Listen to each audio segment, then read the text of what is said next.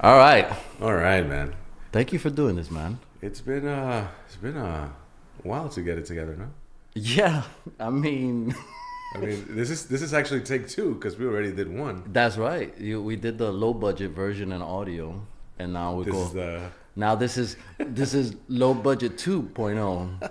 But we got to start somewhere, man. I appreciate you, again being my first again. I love popping that. You know. Um, I mean, I known you for years, Yeah. obviously. And part of it is that throughout the years you've had a interesting story. So I like everything that I've known about you, all the way from the life in Costa Rica to all the way to Miami and beyond. And beyond, and probably more. Yeah. You should know.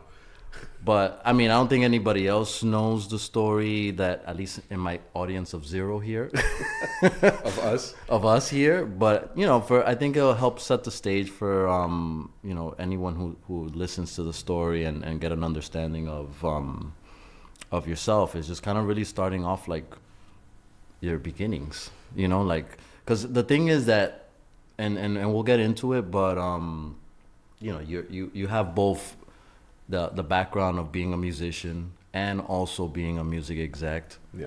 But I don't know where you started first. Like, was it music? Was it business? So talk It to was a me. mix of both because I wanted to be a musician, Yeah.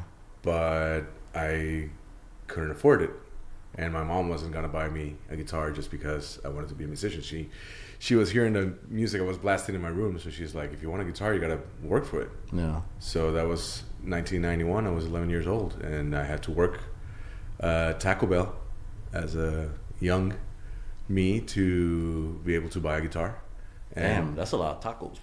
It was a lot of tacos. It was a lot of bathroom cleanings. It was a Yeah. lot of taking orders. I remember some of my school friends coming over to Taco Bell to just mess around and like spilling drinks in the floor because I had to clean it. Yeah. And they were like, blah. Wait, they would do that shit on purpose? Yeah. No fucking assholes. Yeah, yeah. I mean, they thought it was funny, but I don't that's not remember their funny. names. I don't even know who they were anymore. Well, So- fuck them. exactly. You know. So since I was very little, I understood that if you wanted something, you had to work for it, right? Yeah. It wouldn't come just because. Yeah. So for me to become a musician, I had to work, and it was good. It was a good experience. That way, you learn to value a lot of the stuff that you later come across. So I worked, got my first guitar. It was a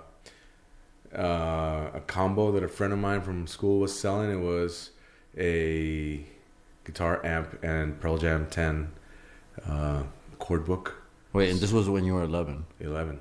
Well, actually, I bought it when I was 12. I started working 91 December when I was 11, and I bought it in February 92 when I was 12. Okay. So in those 3 months I worked, I was making probably like $50 a month, something like that. And the guy God. sold it to me like for, Damn. yeah. $50. Yeah. I mean, I was underage, so I was getting paid like part-time and Costa Rican money. So Yeah. it was like not a lot. But that was good. I mean, I got a guitar out of it. That's what I got. And the chord book taught me how to play because Yeah. I didn't know what I was doing. So I got the CD and played it, rewind, played it, try to follow out a book that I didn't know what to do. Yeah. And that's where it all started. Watching Back to the Future and seeing Marty McFly play guitar at the... And you start trying to do it like him? That's what I wanted to Did do. you have the fucking the red vest and shit and No. like Marty? No, I didn't. Funny enough, I just got finally a red Epiphone ES345, which is like a replica from the movie that they just Oh, released. really? Yeah. So that's cool because I full circle. you know. Still can't play guitar, but at least I have one. Oh, stop it. You know what's funny though? Like I'm sure that you sit there and look at all the like all these kids now that trying to learn how to play instruments, and now they just sit there and open up YouTube I know. and they got all these, and then I'm thinking when I was a kid I was like, man, if I had YouTube. Because it's like so dirt easy like now that all these kids are like, well, I don't know how to do it, and it's like, well, just fucking open up YouTube and you can learn you learn anything on YouTube. Or you know what I mean? ask ChatGPT to transcribe something, any AI to transcribe a song. But in my time, you had to like play, listen to a little bit, pause, try to figure it out, rewind, play, try to figure it out, and all the way until you can finally play along to the song. And sometimes you didn't have the CD, so you had to call like the radio station and ask for the song and record it on cassette, and then once you had recording cassette, like rewind and everything, and the tape will get all entangled, and you have to like get the pencil and rewind the tape and all that fun stuff. Good old days. Yeah, man. But I mean, still today, sometimes when I play some covers with some friends, I use. It would be easier to just like go in and YouTube and learn how to play it, but I still do the same thing. I put my Apple Music in front of me, I hit play, start playing it, and rewind and play it. It's just a different thing. But yeah, it's so much easier today.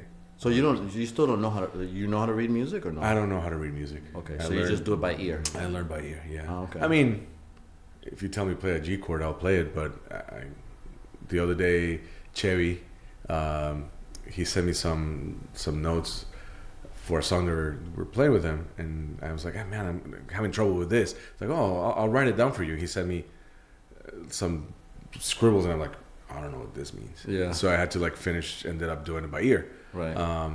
But it's good because it's taught me again to earn things, So yeah.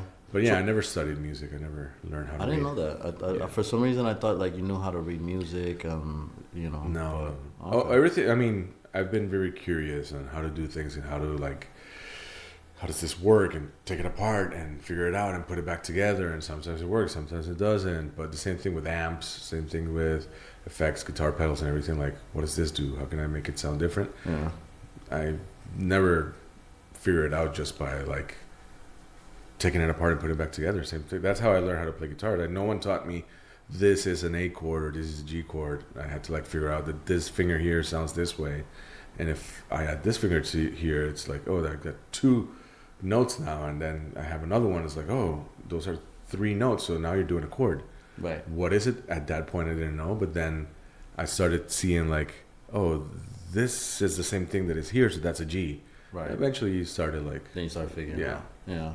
So like at what point were you doing gigs? Or did you start doing gigs? So I did gigs every day in my room. I remember, man, my brother would always come in, and I had a mic stand, and I had my guitar, and I would call him in, like, hey man, I learned a song, tell me how it sounds, and I would play for him. And I would do, even when I was little, when I was around 6 or 7, I would get a tennis racket, and do gigs in my living room. Yeah. For my mom's guests, and then I pass a hat for money, and like I was performing when I was little. But like first gig, I got a little band together in high school, and we did a couple of covers there, and that was like the first gig. But it got a little bit more serious when we got out of high school and started working when I was like probably 18, 19. Yeah. That's like my first official band that is still going on after 25 years. Oh, so that's the same band? Yeah. Oh, yeah, shit. Yeah. I mean, only the drummer and I are left, but that little first gig was in high school in front of all of my high school friends, and then I graduated high school in 97. I was 17, and 18 I started working at a sports book and meeting friends here and there. Oh, you're a drummer, you're this, you're there. And a friend asked me for an amp, and I took it to his house, and they were rehearsing, and then I'm like, oh shit, this is what I want to do. Yeah. I want to rehearse, I want to play in a band. And we started doing like different iterations, and then the drummer and I were the ones like, no man, this is serious, let's do this shit. So we did. We started a band in 2000, and we played our first gig in December of 2000. We only had 5 songs. We went to this iconic rock bar in Costa Rica called Sand. Okay. And we played 5 songs, and at the end of the set, everyone was like, encore, encore. It's like, we don't have any more songs. That's when all the panties were thrown out. Like, yeah, let go, that's where I got the score. You're so sexy. Pretty much. No, but they won another song and didn't have any, so we just started repeating songs. We played the first one, right, and it was like, another one. So we played the second one. At the end of the show, we played the same set twice, so 10 songs. Oh, that's dope. And that was December 2000. I remember that. It was yesterday, man. It was pretty good. That's dope. Well, what? So when did you start? Because I remember you told me that you started getting into like the actual music business like pretty young too, no? Well, I had a lot of friends, musicians, and I had this one friend. She was a singer, and she used to work at BMG back in the day. And at that point, I like had quit the sports books. I'm like, I don't want to work in a sports book. Yeah. I was studying in college, programming. I was like, I don't want to be behind a desk programming. And you better silence those notifications. Mother. You gotta please do not disturb. Yeah, every time I see my friend, I'll be like, hey man, whenever you got a spot in BMG, hit me up. She's like, yeah, no, we're not hiring. And back in 2005, I was 25 years old. She called me one morning. I was doing websites, freelancing websites. Again, I didn't study how to do websites. I just like, what can I do different that everyone's not doing? So I learned how to do websites on Dreamweaver and all that fun stuff. And she called me like, hey, can you start tomorrow? I'm like, on a website? It's like, no. Radio promoter, BMG, tomorrow. Yeah. I'm like, yes, what do I have to do? Like, I had long hair, my piercings and everything. And like, do I have to cut my hair? It's like, no, this is the music industry. What are you talking about? Just show up tomorrow, 8 a.m. Yeah. Like, okay. June 15th, 2005, I showed up. Wait, how old were you? 25. 25, okay. Yeah, and she just was waiting for me in the parking lot, and she took me to all the radio stations and introduced me to all the radio programmers. Like, hey, this is our new radio promoter. And we did 2 days of that, like go to all the radio stations. And that was it. She had to fire the guy that was there before me. Yeah. Some sketchy shit, as it happens in the industry. Oh, good old days. And yeah, that was how it started as a radio promoter. I remember the first tracks that I had to promote were Atrévete, not even, Se Vale Todo, Calle 13. Okay. Shakira, Loa. Oh, damn. Yeah. No, not even, no. That It was Shakira and Alejandro Sanz. Okay. Yeah. La Tortura. La Tortura, yeah. And here comes this guy with long hair, piercings, tattoos, trying to sell So Calle 13 and insecure. Shakira and Alejandro Sanz, and they were like, no, we're not going to play your music. Like, I don't buy that you like this. And I'm like, no, but it is really good. And they're like, yeah, right, man. So I had to like learn lyrics and of all this stuff that honestly I didn't like because that's not my type of music. Yeah. And so when I got to the radio stations and I pressed play, I was like banging to them and singing the lyrics to Tortura and rapping to Calle 13. So they believed that I really liked that shit. And they were like, well... Oh, you were actually like, you memorized the lyrics and then you start rapping it in the middle of the... Yeah. In the middle of like, hey, listen to the new song, listen to this. And they were like, well, if this guy likes it, looking like this, there must be something here. Yeah. So it worked. Like, they were like, okay, I'll buy it. That's and, fun. And they bought into it, yeah. Because, yeah, you know, I've never asked anybody about the whole, how does, like, to really sit down and understand, like, radio promotion. You know what I mean? Because, like, I mean, you started with that. I always think radio promotion, like, you have to... You have to be very aggressive and like you have to have a certain personality, but you know me, I'm not aggressive. I'm very laid back. But yeah, but like I guess like you end up just kind of kind of like shifting yourself into the role. So like what you said it, like lyrics, learning the lyrics, going in there. But what like what was like what else is the hard part of being radio promoter? You also like learn who you're talking to, right? Like, who are these guys that are programming the songs and what are they into, and like try to make it relatable to them. Like, I remember like learning if they were married or had kids and where do they live and what teams they liked. Like building just relationships. And it's all about relationships. But then you have the sketchy ones that are like, hey, by the way, I need to change the fridge in my house. Like, how can you help me out? And I'm like, we don't do that, man. We don't do that here. And so there's nothing that I can help you with. And other ones were like, oh, we can do like a PlayStation giveaway, but a giveaway. And I'm like, no, man, we're not gonna do that. And there was a lot of that and learning how to deal with that. But yeah, in my case, it was mostly selling it in a way that it was respectful, right? It wasn't like lying or anything. It was just like, listen, I'm a musician and this song is good. Yeah. And I like it. Maybe I didn't love it, but there was something about it that I liked, and they bought it. And they felt like, again, if this guy is telling me that he's good, it should be some sort of good somewhere. Right. So, but it was a lot. You have to like visit all the radio stations every week, driving traffic, going from one station to another, sitting down, and like trying to like get their attention. And sometimes there were really, really shitty songs they had to pitch, and you were like, I can't even like fathom that I have to pretend that I like this for this person to play it. Yeah. And but you went in there and you fucking danced. I fucking did it, man. I didn't dance. I don't dance. That's the one thing I won't do. Nothing wrong with dancing, but I can't. But yeah, it was a lot. I mean, but I think it was a good way to start. And then it was cool when the artists came in, because then I had to like take them to the radio stations and already had a rapport built with the programmers and the DJs and everything. So it felt good to walk into a building and everyone's like, "Hey man, how you doing?" Not because I was walking in with an artist, because there was a relationship that was cool there. So yeah, that was a different time.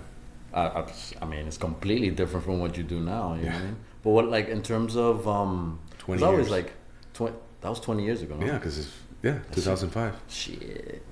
But like in the early parts of your career, because there's always like some little fuck ups or things that you can't come across. Like any fuck up or like just disaster gig or meeting that like you just humbled you, that you like. That like you quickly like grabbed the learnings and then you kind of pivoted, like what? Man, gig wise, I remember a concert that we were playing like first time out of San Jose, the capital in Costa Rica. Yeah. And I was like super cocky, and I'm like, I want to walk on stage, and I'm gonna go, because it was like the first time that I got like a wireless setting for my guitar, and I'm just gonna walk through the audience and get on stage, and it's gonna be like a show. And I got so cocky, and I was walking through, and then when I was gonna step on the stage, I tripped and fell, like face planted on the stage. First song of the show, I'm on the floor. Wait, what? Wait, you just kind of you walked out and then you just like tripped and busted your ass? Yeah, I don't know if like my pants didn't give in, or I don't know what it was. The step was too high. I was trying to get on the stage, and I just tripped, and I face planted on the stage with my guitar and everything. Oh, and all the guys in the band were like, oh. And I was like, Really I cannot face the audience right now. I can't face the audience. I just played looking at the drummer the whole gig. It was 45 minutes of looking at the drummer, and he was cracking up. He was laughing on the whole show, and that was very humbling, because then I was like, no, who am I? I'm not the guy that walks through the audience. Well, I'm just the guy that plays guitar. That's it. So no antics after that. It was just me getting on stage like a normal person and not trying to pretend to be something that I'm not. And work-wise, man, so I don't know, man. I think that there's so many stories with so many. It's tough to point like a one. No, work in the music industry, man. For me, every day has been a learning curve. Yeah. I cannot think of one experience right now that is like. There's so many things, like, co-workers asking me like, how do you manage to look like you look and close deals with telcos, and what do you do when you have to sit in a serious meeting and. Because I had a mohawk. You remember? Yeah, I remember that. Like, that was the first time I met you. You had this big ass fucking mohawk, and you walked in, and I was just like, "What up?" And I was like, "That dude. He's like fucking rock and roll right there." It was rock and roll, and I think that one of the things that I learned as a promoter is be me, and I was never trying not to be someone I wasn't. But yeah, I'm getting asked like, what do you do when you have to sit with the president of Tigo or from somewhere serious? Yeah. Like, I put on a button down and I be serious. I mean, so you have a mohawk and a button down? Yeah, fuck or mohawk and a jacket? Mohawk and a button down. Never a jacket. I'm almost hot. Like right now, it's fucking hot. Listen, we keep the heat up. Yeah, I know. I want to see how this ends. This is a podcast. Like it's a spotcast. It's a spotcast. Like in here, there's gonna be the massages, and we're gonna have little towels, and That'd be good. A steam bath. A steam bath. There you go. But like a lot of people. I mean, we obviously been working together for years, but catch up people that haven't really, talk to you in a minute. Like what because throughout the last couple of years, you've gone from obviously in Costa Rica, then you went to US Latin, at Sony, and then now you've gone through different stages. Like, just if you can give like a quick wrap up of where you're at, like, and where you're currently working. Yeah. So, 2014, I got offered to move to Miami and start the the digital marketing team here in Miami with our good old friend Juan Paz. I've been working in Costa Rica doing radio promotion. Then I had a couple of offers here to do in Sony in Costa Rica. Like, do you want to do Anglo instead of Latin? I'm like, no. Do you want to do IT? I'm like, no. IT? Yeah, because I was studying coding. Oh, that's right. So they thought like, oh, maybe you want to do IT. I'm like, no, I don't want to do IT. I don't want to keep studying that. And then iTunes happened and Facebook started to happen and all that stuff. And it's like, what about digital marketing? I'm like, yep, that's where I want to go. So that caught Juan Paz's attention and he brought me to the US in 2014. And I was... Fuck, that's 11 years ago. Yeah, man. I've been in the US for 11 years now. Damn. It's crazy, right? Yeah, time flies, bro. Time flies because it feels like... I remember like leaving and packing stuff and I humbly packed like my underwear, a couple of shorts, Wait, one pair of pants. What did you say? One underwear? No, like I don't know. I'm like, I'll probably buy a new set over there. Why am I going to bring my underwear? He's like, I just need one. Just one from Miami. That's it. That's it. And then I'll go to Target and get some more. Something like that. But no, I remember coming in and I had like a suitcase and my backpack and a guitar and my pedal boards, and that was my life. Yeah. I didn't have like boxes or anything. It was like, oh, we can help you with the move. And I was like, move what? I just need a couple of pants, a couple of shorts, shirts, probably a lot because couple shirts, one pair of drawers. About pair of drawers, that's it, man. And yeah, it was great 9 years in US Latin.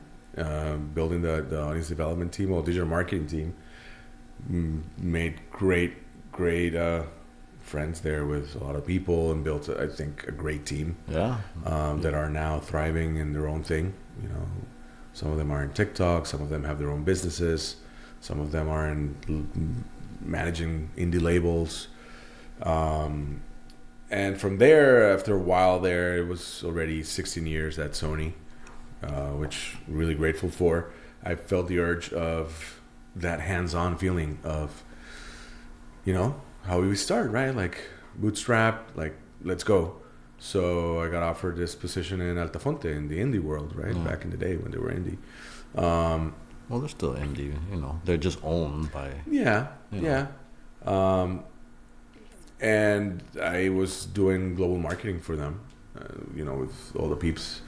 All the countries Altafonte is at, and it was different. It was different because you don't have this big infrastructure that is Sony, this big machinery. It was a little more agile, but still I was missing a little bit more of the planning. Because distribution is different than a label, right? When you're in distribution, like Altafonte, and you're not a label, you have less ownership of things. So a lot of it is more like ideas that just float in the air and maybe they don't really happen or get executed. Yeah. And then I took a year off. I took a year off to be a dad. I had 2 daughters. And I have my wife, not girlfriend anymore. Hey. My wife. Almost a year about that. Yeah. You're a grown man now. I became a man. She made me a man. She had taken a year off to be a stay-at-home mom, and I was like, I want to stay-at-home dad. Why not?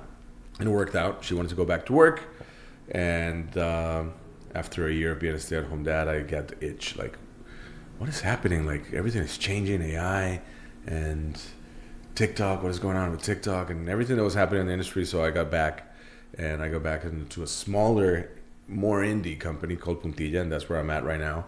And this is 100% like hands-on. Like, artists come for you for advice, for strategy, for guidance.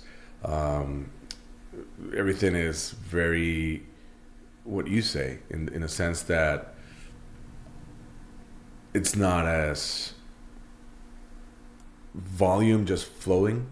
Yeah. It's a lot of focus on projects. Even though it's distribution, a lot of these artists are developing, so we need to help them a lot. They really need a helping hand. Yeah. And that's what I've been doing for almost 2 years now. I started January 2024, so it's going to be 2 years in Damn, it's 2 January. years already? It's been 2 years. Shit. But Time I mean, flies, man. but it's also, I mean, it's so important to highlight because it's not, you went from, you did digital business in Costa Rica, went into the digital marketing for Sony, then you went off to do expanded digital marketing, but I would say like artist services at Altafonte. Yeah. And then now a COO, right, of Puntilla, which is now you're getting involved in different areas that you weren't used to before, like finance and just... A lot of things that I wasn't used to. Yeah. Well, I did get a little bit of it in Costa Rica right before I left to Miami. Yeah. Because it was a small team. Yeah. It was 6 of us. So a lot of the day-to-day, the leading, the team was on me. Yeah. Even though my focus was digital marketing, I was kind of like indirectly the pinpoint person for responsibilities, right? So I was able to learn about digital marketing, promo, new business, finance a little bit, operations a little bit. So, and I always wanted to know, how does this work? Like I told you, like open up the amp and how does the amp work? Yeah. And you know, all that stuff, the same thing in the industry. Like how does this part of the industry work? How does the supply chain work? How does the rights management work? Not just like one area. Even though when I moved here, I kind of like specialized in marketing, digital marketing and strategy. I've always been curious about how everything works, right? It's not just like, this is my area, someone else is going to handle the rest. Yeah. And yeah, right now I have a very creative ADHD boss that needs some grounding. Mm-hmm. So I'm his cable to the ground. You know, he has this whole crazy ideas, and I have to like sort him out and like make him happen without it being like just a dream and sporadic. Like actually build a strategy and make it. And I'm dealing with HR, and I'm dealing with business affairs, and I'm dealing with finance and digital operations and right management and marketing and label relations and artist relations, pretty much everything. Yeah. Which is also a great learning curve, right? Because again, I'm opening this thing and seeing all the circuits inside how it works. Yeah. And it's been a great, it's a great opportunity to learn a lot. Because the smaller the operation, the more hands-on you can be, right? When you're in a big machinery like Sony, there's things that you cannot even touch because there's global teams in charge of that. Yeah, they're departments. The that focus departments, on right. those things. Yeah, 100%. So in this case, it's more like you are the department, you build a department, so you have to know to train and teach the people that you hire. So that part has been cool because you have to become an expert on certain things that you never thought you were gonna become an expert. That you were just like, what's my password? That's it. No, now you have to know how to create the password for someone to use it. But so like, I mean, you went through Sony. You know, you've gone through all the different layers and levels of labels. Like, what's the big what would you consider the biggest misconception of like what artists see as labels? Because you know how it is. Like you might talk to somebody and be like, "Oh, those big fucking labels and the major labels, or this, or someone who is, independent. Like there's lots of different perspectives. I don't think that there's a right or wrong. I think it's just really what you need. But like, what's the biggest misconception, especially as you talk to some artists that like see this world and you're like, you know what, it's not really like that. That you kind of give them a little bit of an alternative view. I think that the biggest misconception that I even had before I started working in a label as a musician was the label is the enemy. Right. The label is the devil, right? And you heard that from all the artists that had either sued the labels or being sued by the labels or, so for me it was always the label is the worst. But I wanted to be in the music industry somewhere or another, again, to understand how it worked. Now that I was in and I'm in, I can see that it's not really the devil or the evil empire. Yeah. Every big corporation has its pros and cons, right? And they're evil and good people. But if you go into a deal thinking I'm signing a deal with the devil, you're always going to have, you're not going to have trust. You're not going to have, it's not going to be, you're not going to gel and work fine. But if you go in and say like, oh, these are my partners, I'm going to work for them, and I'm going to trust, I think that's when things move forward. And that's something that I've noticed throughout my 20 years, is that artists that trust the label, they have become successful and they're happy with it. When there's some level of distrust, it's always like, I don't know if I like this. Then they are protective of their music, and they don't allow them to be A&R. They don't allow the marketing lack of teams. trust and stuff. Yeah. So I think that's the biggest misconception. Again, I'm not saying that all labels are great and good. There's always good and bad. And there's a bunch of assholes out there. Yeah. So it's like you're gonna always find an asshole in every place, and someone who's a In every dick, industry. or someone who's like just does some shady shit. Yeah. And unfortunately, those are the people that create those perceptions for the companies as a whole. You know what I mean? Mind you, like when you look through like some of like deals in the history, you know, I mean, there's some shit that could have been handled better throughout the years. But when you think about like, and you talk to the individuals in every company, like, you know, there's people who fucking love their work and they come in every day, and then they're just there to support those artists for whatever they need. Yeah. But it needs to be reciprocated, right? Like there needs to be a certain level of trust, and that, because that's when you get the most out of it, right? Like, I mean, so, you know. The Kool-Aid is dangerous, so you just got to be mindful of the Kool-Aid and not let it get to you. Well, yeah. On every side. I mean, 100%. I mean, on every side, but even too, like, I mean, when you think about the stuff that happens with folks that get caught up in like their titles or their positions, and then they think like I'm the shit, and you know, and everyone loves me because I'm me, and then all of a sudden you get a huge fucking awakening when, you know, you don't have that title anymore. And then they're like, oh fuck, nobody's, you know, picking up my number and my call, and it's. I saw a post on LinkedIn not long ago. Someone who used to work at Apple that posted something very relatable. That is like, when you're in, your last name is the company, right? Yeah. Oh, you're Jose from Sony. You're Ricardo from Puntilla. You're this from Apple. Once you don't have that last name, relationships wither, and people don't remember you because you're not valuable to them anymore. And when I say to them, is people that are only looking for those relationships to build something from. Yeah. And a lot of the times, those are the ones that were not successful, right? The ones that are looking for those type of relationships. But again, it is a very unfair industry, but I think all of them are. All the industries are unfair in some way or another. Yeah, no, I mean 100%. It's tough. I mean, it's a tough industry. Think about all the people that are making music that are really talented, and sometimes not the most talented one makes it, and probably they're the ones that work the hardest. No, 100%. I mean, that's the thing. Like, it's unfortunate that the reality is, I mean, if it was just about talent, I mean, there would be a lot of fucking people making it, and big artists and success. But it's a mix of shit. It's talent, hustle, discipline, and luck. Yeah. You know what I mean? What, like, just from your experience, whether it's, you know, talking to artists or even just, you know, music execs or music teams, what's the biggest mistake or the biggest fuck up that you keep seeing people do over and over again, that it's just like, coño, can you just fucking listen to me and just, you know what I mean? Like, 'cause man, I mean, this is my experience, right? I'm no, what I'm gonna say is not written on stone, and it's like the holy Bible of whatever, but people that think that know it all. Mm-hmm.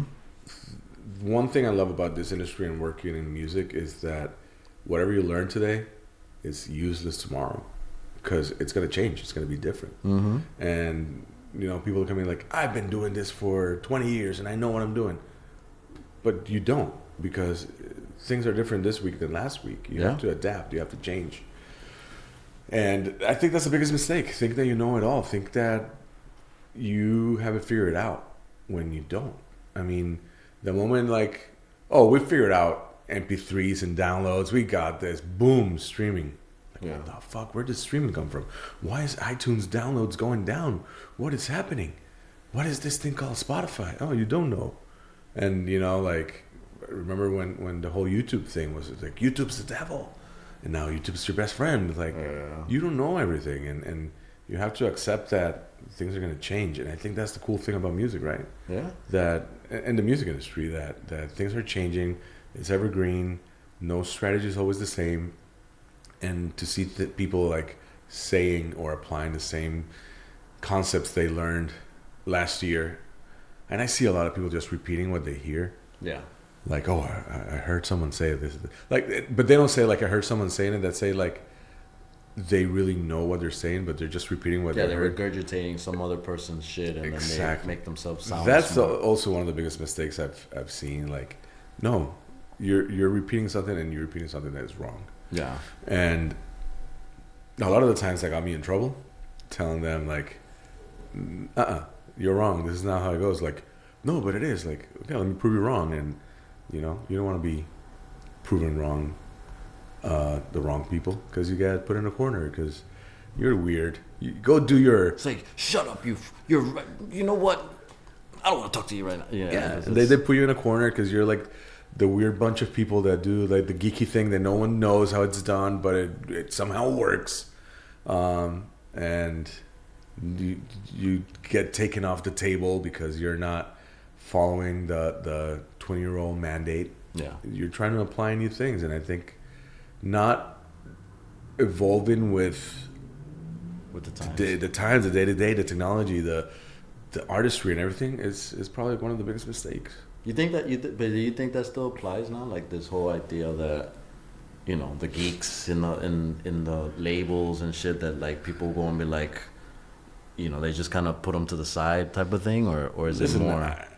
I think so. No, I mean. And it's generational, even though probably the higher execs are younger now than 20 years ago when I started. Yeah. They're old now. I mean, I'm 45. I'm not the 25-year-old that started. Ten cuidado lo que tú dices. You're 45 and what? No. You're old? No. What I'm saying is I'm not the 25-year-old that seasoned. Started. Exactly, seasoned. But I cannot think that I can still apply what I was applying 11 years ago when I was moved to Miami to do a digital marketing team. I would probably do it completely different now and not reapply what I did 11 years ago. But some people would definitely do that. Yeah. And whoever doesn't, then they're the weird one that goes in the corner because don't fix what is broken. No, what is it? Don't fix what is not broken. Yeah. Is there anything like now that you... Because I don't know, like... right at this stage, I don't go to clubs. I don't do none of that shit. What is that? And so like there gets to a point where I'm like, I don't know. There's certain things that people start talking about, and I have no fucking clue what they're talking about. And then I was like, fuck, am I getting to that point where I'm getting disconnected with things? 6'7", for example. Oh my God, yes. Oh my God, don't tell me about the 6'7". My fucking kids in the Halloween and everyone's 6'7", and like, and then everyone's like, and I'm like, I don't get this shit. What is this? Yeah. That and K-pop Demon Hunters are like the things that I'm like. Ten cuida, K-pop Demon Hunters. Oh man, it's fantastic. I haven't seen it because Amaya doesn't allow my daughters to watch it because like. Why? Because she's like freaked out because they're demons and they're hunters and she's always, but it's a cartoon. I know, that's what I told her. She's like, but what are you gonna explain a kid what a demon is? Like, a demon is a demon. Yeah. You don't have to get into depths of it. Kids are gonna forget about it once the movie is done. They're not gonna remember. But it's the music is good. Oh yeah, they sing freaking. What's the song? I can't remember the song anymore. They sing it every day. Yeah, like I forgot the songs. Yes, but Huntress. The other day I said Hunter X, and I got scolded by my 6-year-old. It's like, it's Huntress. I'm like, oh, I'm sorry. Yeah, So but that's the stuff. Like, for example, I'll give you one. I don't know how you feel about it, but like the streamers and everything like that. Like, I know the obvious ones, right? But there's a lot of folks now, like all these creators that I just don't know who they are. oh yeah, And I have like no all clue. the younger folks, they'll be like, oh, there's this one, and it's cool. I have no fucking clue, and I'm like, Yeah. oh shit. I think the like in those cases where you start to feel a little bit disconnected, like how do you stay like plugged into what's relevant? Because There's a couple of things there, right? Like the other day, Adrian from Haga called me and was like, "Man, Mr. Beast was in the like, oh, the wrestler." He's like, "What do you yeah, mean the wrestler?" No, Mr. Beast. I'm like, I don't know who Mr. Beast is. wait, Man. what? You didn't know? I didn't know who he was. How far ago? How long ago was this? A couple of months ago. But that brings me to my second point is virality, right? Yeah. Like a lot of the times, and you and I have spoken about virality a lot along the way in the last 11 years. What might be viral for someone might not be viral for 100%. there's viral buckets, and a lot of the times I would ask my friends in Costa Rica, my family, like, "Hey, have you heard this new song by who?" Yeah. Like when Raul Alejandro was starting, it's like, "No, I don't know who Raul Alejandro is." It's like, "What? You haven't heard it?" Osuna, no. Like, wow, that's crazy. It's like it's everywhere here. It's like, no, I never heard of it. And now they tell me about artists that I've never heard about. Right? Yeah. I try to be as in touch and in tune as I can with everything that's happening, like AI and music and releases and artists and who sold what and who bought what, who raised this. But honestly, there's things that I'm not gonna be able to keep up with. Yeah. There's a lot of things like I remember Marcelo when he bought an ape shirt. Yeah. He came here and he like $150, $200. I'm like, why are you paying that much money? He's like, you don't know who it is. Like, I have no fucking clue. Yeah, I'm sorry. I can't pay no $200 for a T-shirt. I just.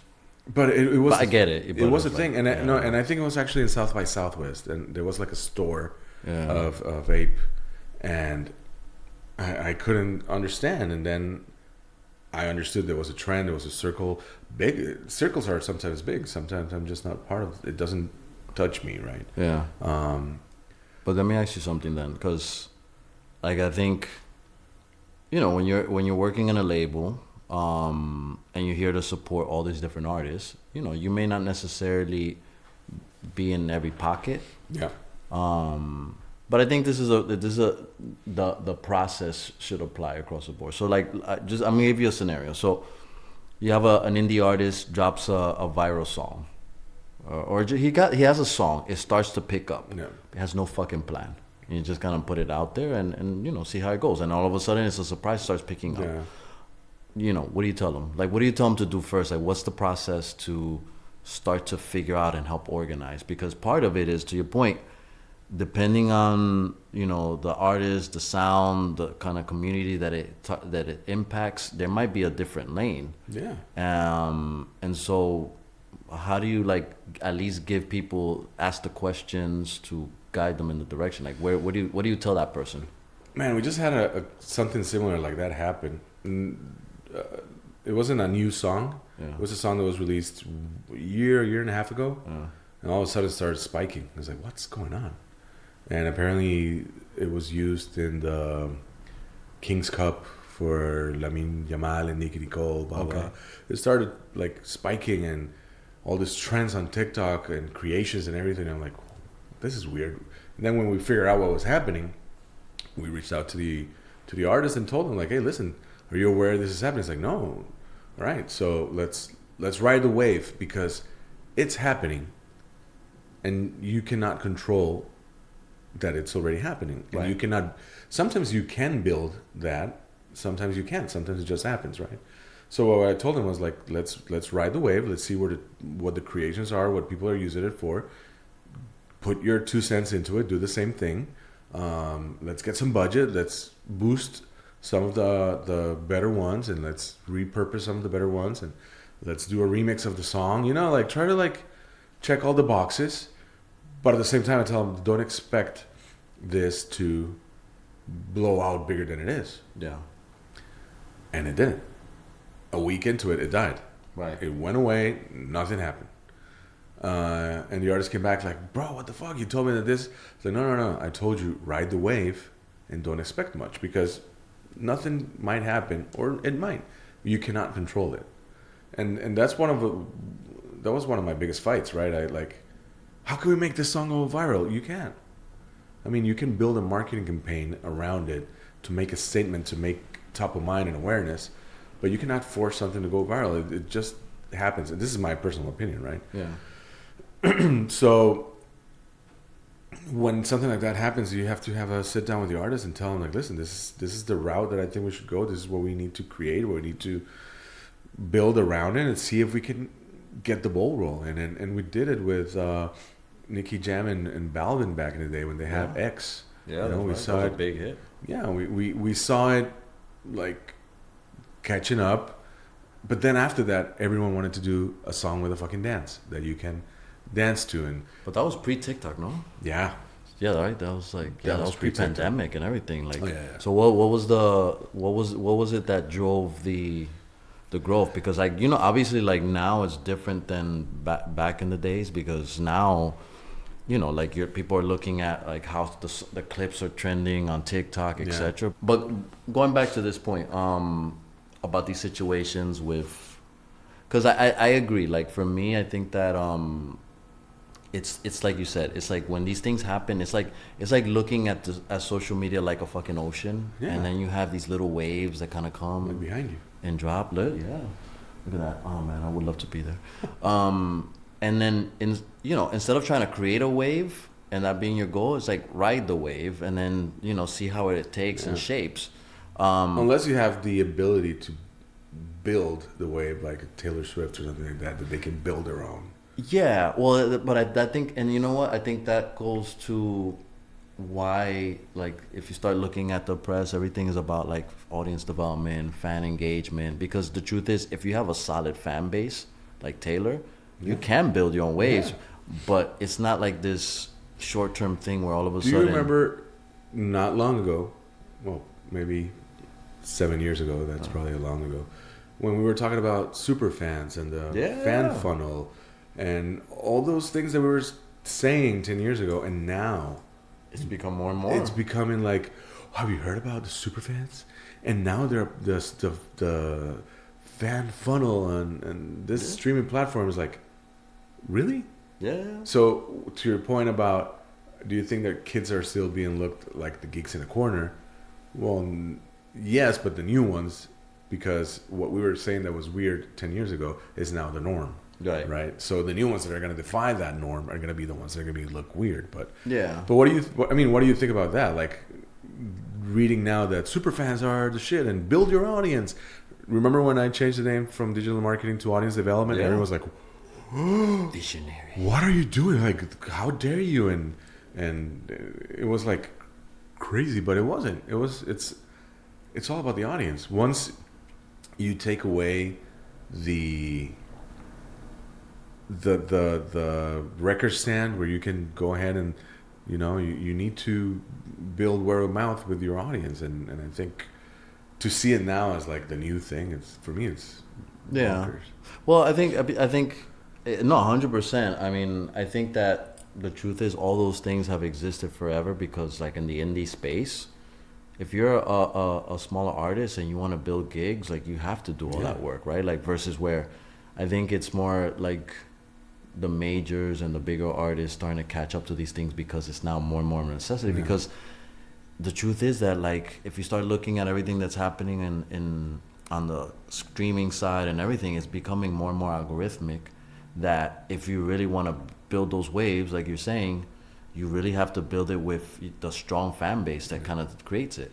But I guess one last thing before like switching topics, to that point, like if the question is ride the waves, is there anything that you would tell an artist that they should do to at least give them the best chance of creating waves? Like, in other words, it's not about like going viral, but more about setting the stage to have the best chance. Like, what would be those things that they should focus on? Work, man. I think social media and technology kind of like took away the fact that artists used to tour, play a gig at 9 p.m., finish at 11, do the meet and greet at 12, shower, go to the hotel, wake up at 4, do the radio tours until probably noon, go do sound check and repeat it. Now they're probably don't have to do that anymore, but they don't want to work. They don't want to like the new radio, the new interview. It's your fucking phone. It's like social media. Yeah. So, and a lot of us like, oh, I'm not gonna post about dances and things. Like, you don't have to, but do something about you. Like, imagine that you're on tour and you're going to the radio station and you're answering all these questions over and over and over again. You have to do it on your media, on your profiles. You have it in your hand. Yeah. And I think that social media has, to a certain point, make artists feel like they don't have to do that part of the work anymore, right? That someone else has to do it for them, like a community manager, a publicist, and all that. Before, it wasn't like that. You had to like wake up, go grind, interviews at 7 a.m. in the morning, looking like shit, probably all cooked up, and you know, and then from there go do the sound check, get a nap, do the show, do the meet and greet, start over again. Yeah. You know, and now the commodity of, and I'm not saying all the artists, but I think if you're up and coming, don't expect the placement on a playlist is going to help you out. Yeah, no, 100%. I mean, but is it generational though? Like you think? Is it like, in other words, because if you think about it, like now, an artist that's in their 20s, starting off, like theoretically, they grew up in social media. They're native to this stuff. Like, so, in theory, you would expect that they know exactly what. But you know, a lot of them, once they like start releasing music or get a deal, they stop working because I made it. Right. I signed a deal. Or, you know, I worked so hard to release my music. Now someone has to do my social media. No, you have to keep the work going. Yeah. Is it generational? I don't know. I think that, I don't know. I maybe I'm a little out of touch with the younger artists and what they're doing on their social media, like a Chapel Roan or something like that. But I mean, Billie Eilish has been very pristine with her social media and very specific what she posted or not, but she's like posting and doing a lot of shit, and like the photo dumps that she does and everything. Like, there's something there, you know, and in a way that she feels comfortable with, and you know, and I don't know. That's a tough one, man, because I honestly think that the work that an artist has to do doesn't end in the studio. You have to work afterwards. No, 100%. I think that's why I would say it's probably even harder than ever before to be an artist, because the truth is, like, all this content, everything, you know, like you just said, like, it really, you know, if you want to succeed, you really have to own the story that you're putting out there publicly, because it's your socials and all this stuff. And you hope that people will have conversation about you, but it's not like, you know, okay, like, I'll just go and do this article in this billboard, this publisher or whatever, and then that's it. Yeah, there's streamers, there's different folks that can help amplify. Yeah. But if you're not, you know, creating that, like, then you know. And I think that I don't think you and I are gonna like tell the audience right here, like, oh, this is the secret sauce. I think the secret sauce is fucking work, hustle, grind, because at least that's what I've learned. Yeah. By working since I was fucking 11, and to earn my shit, to do my things. And a lot of people think like, oh, you work in the industry, your band must be like getting all the perks because you know all the people. It's like, no.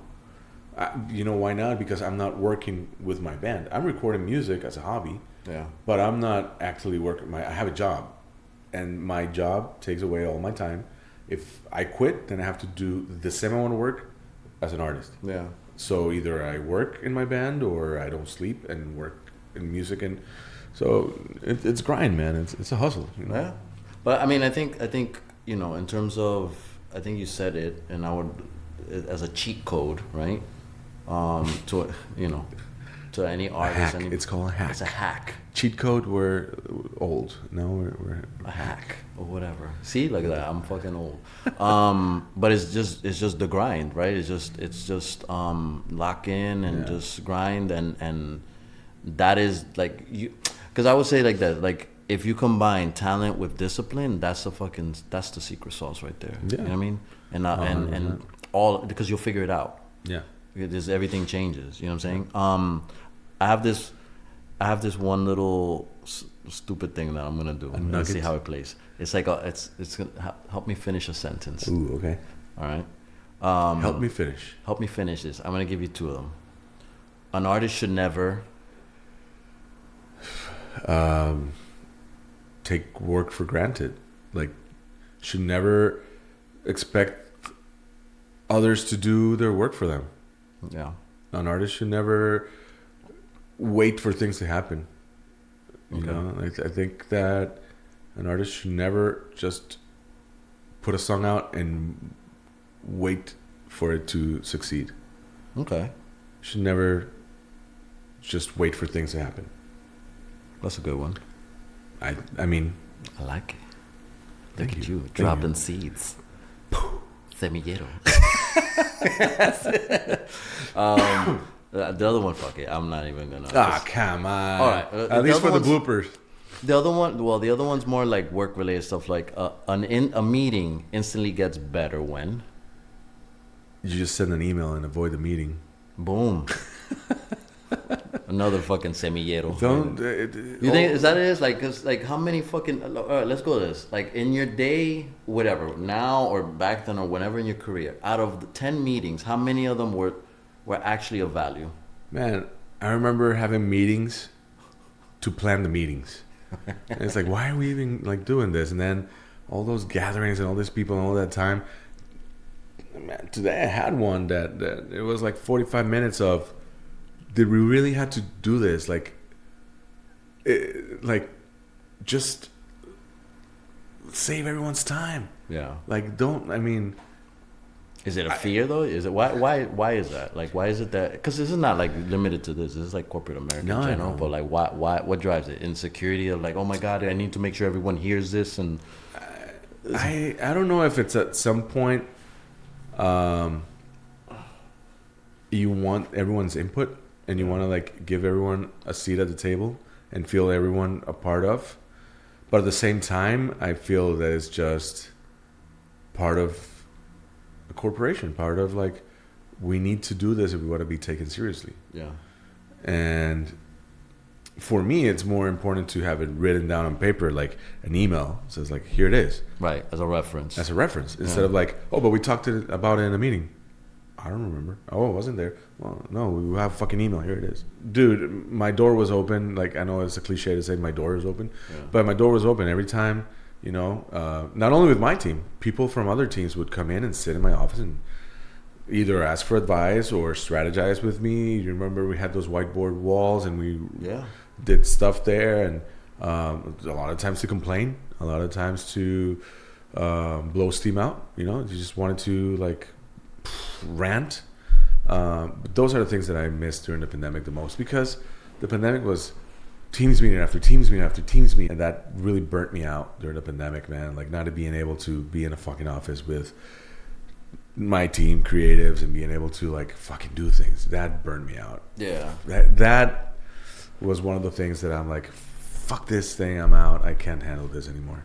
Well, it's 100%. I mean, honestly, like, I feel like that's when you get the most out of like in person, is when it's creative, it's feeding off of the energy and all that, versus like some of these other meetings that you could do remote. Like, there's a lot of fucking shit that you don't need to be in person, and let people work from home. You know what I'm saying? You know, to each his own with this whole thing, whether it's like, have people in the office or not. Like, I feel like a hybrid is something that can work. You just have to be intentional of what meetings you do in person. And the other thing that I kind of killed me, that also happened during the pandemic, in my opinion, which is, granted, technology and whatnot, but I miss conference calls. Just audio. Oh, okay. And because now everything has to be on camera, everything has to be a fucking Teams, Zoom meeting, whatever. Just a conference call. Remember when we used to have conference calls, like dial in, and you just heard people's voices, and you looked at each other like, what the fuck is this person saying? Yeah. And you had like that, you know, and then like, oh, someone else is on the line, and we don't know who it is, and all that fun stuff. With video calls, now you have video calls and people don't even turn on their fucking cameras. Or you're talking and then someone stands up and all of a sudden they come back with a glass of water. It's like, are you even paying attention? Eating and shit, like with and all the fake backgrounds and all that shit. It's like, oh man. Well, I appreciate the fake backgrounds because sometimes, to be real, like each to each his own. But like sometimes there be some weird shit happening in the background that you do not need. Like you ever seen all the crazy stories in the pandemic? Like this poor little kid. I remember, he's like in class, and then there's all this stuff, and then his mom comes walking in the background, completely butt ass naked. And it's like, I mean, granted, I haven't seen that. I did see once. But then the backgrounds they get all blurry and your headphones mix in with everything and it makes you look weird. My beard looks all weird in those backgrounds. Did I ever tell you the story about like this one meeting I was in during the pandemic? It was like a business meeting with this. It was like some company in one of these countries, and all of a sudden, I've never met the guy, and we get on the call, and all of a sudden, homeboy is on the video call with no shirt on the table. And I'm looking at this guy. It's like, does this guy and he was older, so I'm like, maybe he didn't know that he has a video on, and I was like, he must not fucking know his video on because he's just sitting there with no shirt on. And I'm like, is he on vacation? What the fuck is going on? And it's hilarious. All of a sudden, this dude stands up, and the first thing in my head, I was like, oh my god, this dude's gonna be butt ass naked, and I'm gonna see shit. He was in like shorts or whatever, but still, it was like I didn't say anything to him because I didn't know the guy, But it's just hilarious. You just don't know, like just all types of shit happens and when I miss conference calls. Just 100%. A good old call. Old school audio. Man. Not everything has to be a fucking video call. Old school audio. Not everything has to be a meeting. Not everything has to be a video call. Call me up on my phone. Don't send me a fucking text. Yeah. You need me, call me. Don't send 3-minute audios on WhatsApp. Oh, so you're not I feel like that's like some people love it, some don't. Like the audio notes and shit. Like I hate it. I love the transcribe thing now because I can't. Yeah. And sometimes I get an audio and I won't listen to it and oh fuck, I forgot someone sent me an audio because maybe at that moment I couldn't hear it. I couldn't listen to it. Yeah. My sister loves like, can you hear an audio? And even if I can, I'll tell her no. Yeah. Because I don't want to hear an audio. And don't expect me to reply with an audio. I'll reply with you on a text. Send me a text. But you know, because if you want to talk to me and send me an audio, call me. True. Well, sometimes people can't, but if you can send an audio, you can fucking call. True. You know what's funny though? I think it's also because some people don't want to fucking have like a live interaction. They just rather send a note, and it's easier than typing. So they just go, hey. Sometimes I feel like it's easier to explain something on an audio. I get it, but this other friend, man, he sends me like 5 minutes. I'm not lying, Jose. 5-minute audios. Oh no. I'm like, how do you expect? And then when I have to answer to that audio, I'm like, what did he say on minute 130? I don't remember what the conversation is because he tells me 10 stories in 5 minutes. Oh no. So how do you answer? Like, I don't want to not acknowledge what he said in minute 1, but you gotta reply to what he said in minute 5. It's too much. Yeah. Fuck it. Anyway, sorry. No. Now I digress. No, but you know what? It's part of all this stuff that we have to deal with. Well, one thing, in terms of, some parting questions that we have here. Partying? Are we gonna party or are we gonna part? Well, we're in a spa. Remember? Ooh. This is a pod spa. Wow. Ladies and gentlemen. No. Is there any artist, anybody on the come up right now that you're like, yo, people need to know about this artist, or man, or even executives, or even just people that you see in the industry? You're like, yo, this person is a fucking star. Like, not because I work with them. Yeah. You know me. I don't know. You know that even though I'm a metalhead, I grew up in a very diverse family.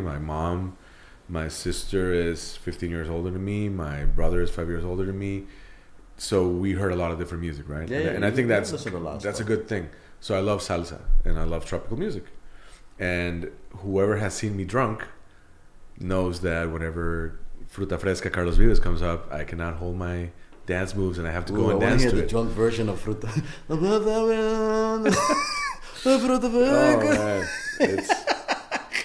It's one of those things, and I think Javi was the one that caught it. Like every time, and he knows that when I'm drunk, he plays it. I'm like, oh, that's the sweet spot.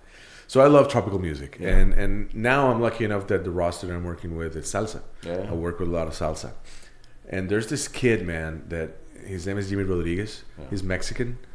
Mexican singing salsa. Yes. Okay. And it's amazing. He has an amazing voice. He was actually in The Voice with Carlos Vives, by the way. Okay. The Voice, I don't remember if it was The Voice Kids or what. And Carlos Vives was his mentor. And he's great. He's like probably 5 feet tall. He has the voice of a freaking Vicente Fernandez. Okay. He's Mexican, so when he dances salsa, he dances salsa in a very Mexican way, which is like very zapateado and not like, you know. And but it gives it a little bit of a twist, you know what I'm saying? Which is appreciated because that's what makes it interesting. Exactly. He dresses up like a mariachi with his mariachi pants and everything. And I think that he is one that we should look out for because especially salsa, and he won't do a gig without his band. Yeah. And all this new salsa artists that are coming up again, thankfully. The one thing that I appreciate is the bands, right? They have orchestras behind them, 11 people, 8 people. Live music. And he's been around for a while. He started, his first release was with Motif and Tony Zucker back in 2022. So even before Bad Bunny was doing salsa.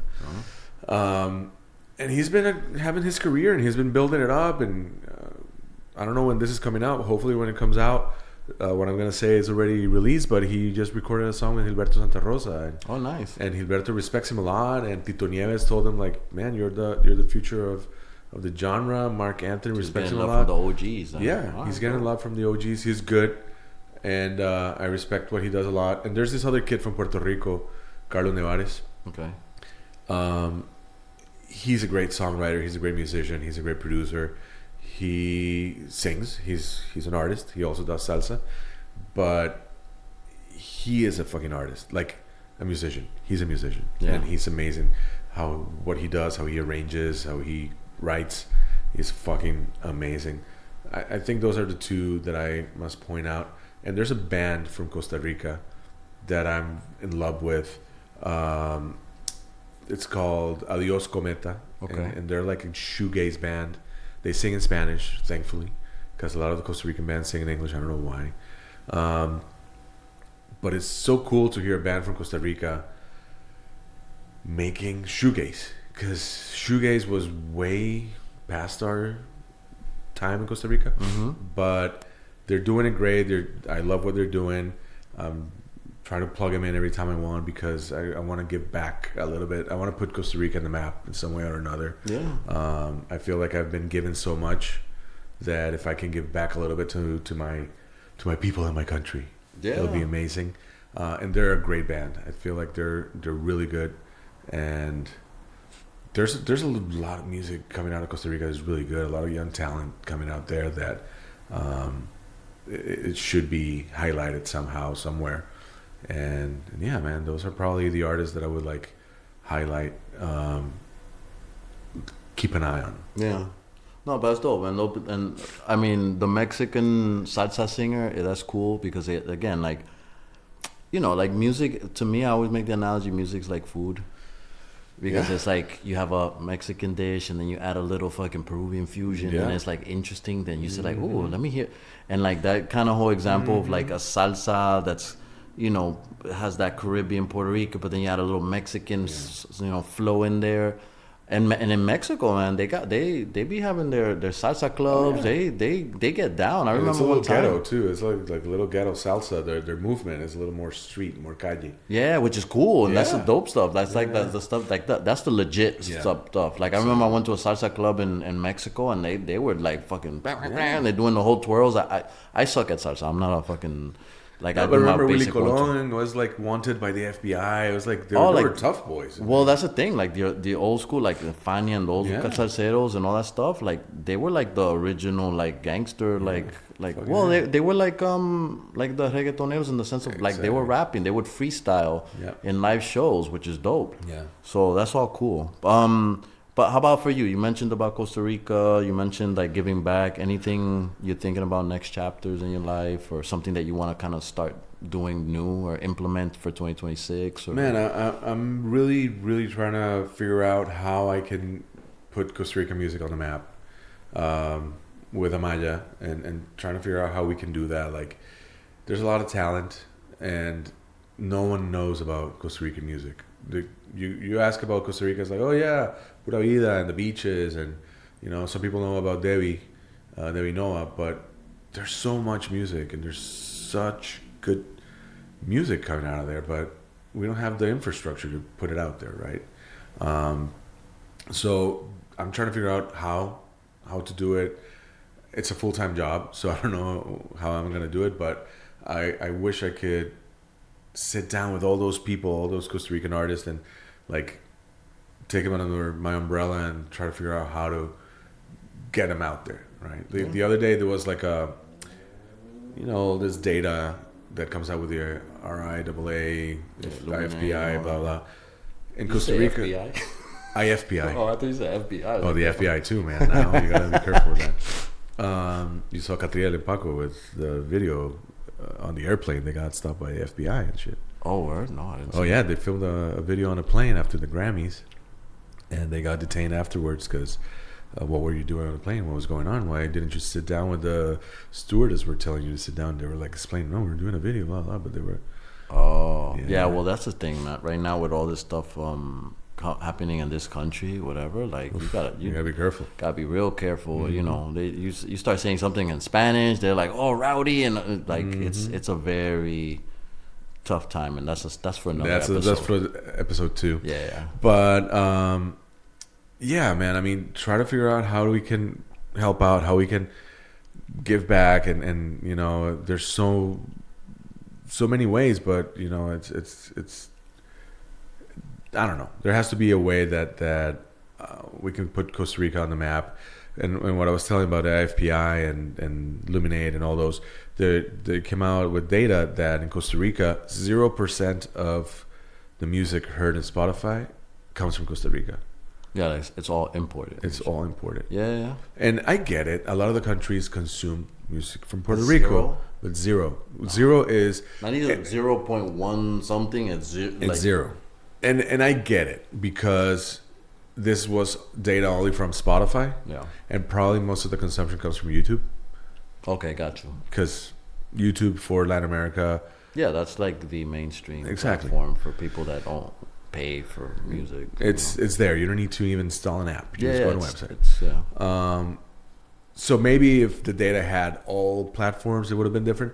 But in Spotify, 0%. 0.0%. Consumed in Costa Rica by Costa Ricans. Costa Rican music by Costa Ricans, which it sucks that Costa Ricans. I get it. Karol G is always going to be in the top. Bad Bunny is always going to be in the top. But why is that though? Like, what do you think? I think that there's a couple of things. First, people don't really think what is ours is good. There's this perception that if it's from outside, it's better, you know. But this is from the beginning, right? Like the original Costa Rican music were covers.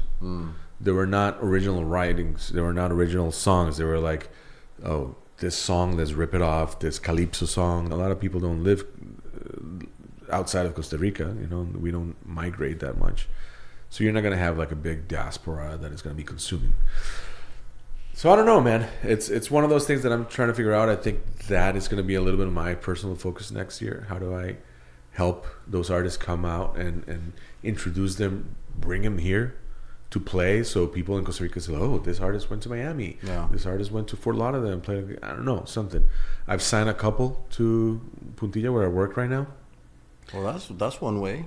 But it's good, man. I think Chambers Records. Well, I had come up with a name when I was a stay-at-home dad for so you have a name then already. The Combustion Chamber. There you go. A combustion chamber. That's the name. You heard it here. Watch. First. 2026 Combustion Chamber Records. We'll see. We'll see what happens, man. It could be. It could be. I just want to do something that if I do it, there's an impact. I don't want to half-ass it. I don't want to like do it and nothing happens. I want to really, it's gonna take time to build, but Yeah. Little by little, break by break. That's how it is. Yep. But listen, man. I appreciate you doing this. Oh, man. It's also a pleasure to have you be my first again. I love it. I love it. No, it's cool to finally make this dream of yours come true again. Yeah. Well, this time is different because there's visuals now. Like, Well, last In time there camera. were visuals, remember? but it was all like on a camera. Like it's Yeah, not the same. Like yeah. versus this. Like there's mannerisms. We're in person. We can hold each other's touch. hands. You don't want to touch my hands. We can't because it's fake. But anyways, no. Thank you so much for man, thanks. joining. Like I've known you for I don't know. It's been 17 years I've known you, which is crazy. It is. And so for me, as a friend, it's great to see the evolution and everything you've gone from like Costa Rica to being here and all the conversations we've had, even in those transitions, Yeah. to everything you're doing now, All which the is secrets that you've kept. yes, they'll say that. But it's great to see your evolution, and I know there's more to come, and I man. do believe that vision of helping and being another factor of putting Costa Rica music on the map. I know that's something that you'll get to. Hope so, man, and I appreciate it. Wish you the best with this project. Hopefully, you'll get hundreds of thousands of listeners. It's fun, You but got it's to build all- an audience, the gonna super fan, the funnel. I'm gonna funnel it. You have a tagline? You're gonna have a tagline? Huh? You're gonna have like a tagline? It's like, no, I don't know. Do you have a name for the? Right. Well, it's basically be straightforward. It's gonna just be called the Jose Show, the Jose Show. Oh, nice. Keep Okay. it simple, generic. You need a tagline. Like, have you ever heard of the Morbid podcast? No. It's two girls that talk about like mysteries and murders and ghosts and shit. And their tagline is "Keep it weird." Ah, Your favorite band sucks. That's another podcast. I like that name. Your favorite band sucks. Oh man, you've never heard of that? No. They trash your favorite band. Oh, really? Their first one was Queen. I think Paolo was the one that sent it to me. He's like, "Oh man, have you heard this?" Like, who the fuck are these guys? Queen is the shit. It's like, no. That's the whole. That's smart. The whole thing about the show. It's just- And then like Led Zeppelin sucks, Misfit sucks, Frank Zappa, all the band sucks. Yeah. And their tagline is like, "Your favorite band is a shirt." Yeah. Something like that. So if your favorite band is a shirt, that means that it sucks. Yeah. Oh, that's hilarious. Yeah. I mean, I honestly, like, this is little by little. I'm letting it evolve. Let it happen organically. Everything. Like, I mean, look. Put it this way. Like, I'm stressed about lighting. I'm sitting there like, and thankfully there's people to help, but like, it's like, oh, the lighting and the angle and all that shit is.